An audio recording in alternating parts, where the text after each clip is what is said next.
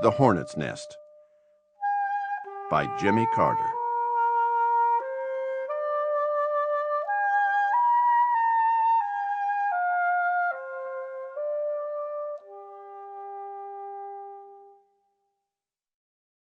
(1763).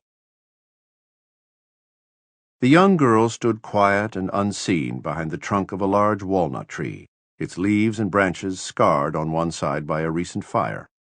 Her high-topped shoes were polished but plain, like new ones designed for a long life, and her black dress was of good quality but without frills of any kind. She wore a bonnet that only partially concealed her thick and somewhat unruly hair, most of it twisted into a tight bun on the back of her head. Hers was almost but not quite the same as clothing worn by the many Quaker families in Philadelphia. From her vantage point she could survey most of a small lot where there were the remnants of a burned house. There was a boy working just beyond where the house had stood. She knew his name was Ethan, and that his father was Samuel Pratt, the neighborhood shoemaker. This was the third time she had come to watch Ethan. Only after the ground within the foundation was cleared and swept smooth had the boy prepared a garden plot in what had been the backyard. Now he was planting small pieces of white potato from a bucket, in regularly spaced hills almost exactly a foot apart. The girl moved a few inches out into the open, and the boy looked up and saw her.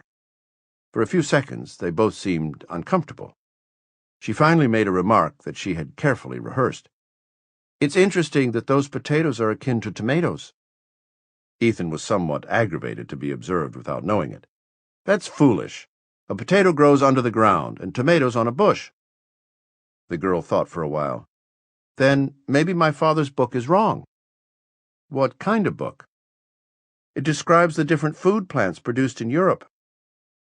Ethan was intrigued, but reluctant to continue talking with the stranger.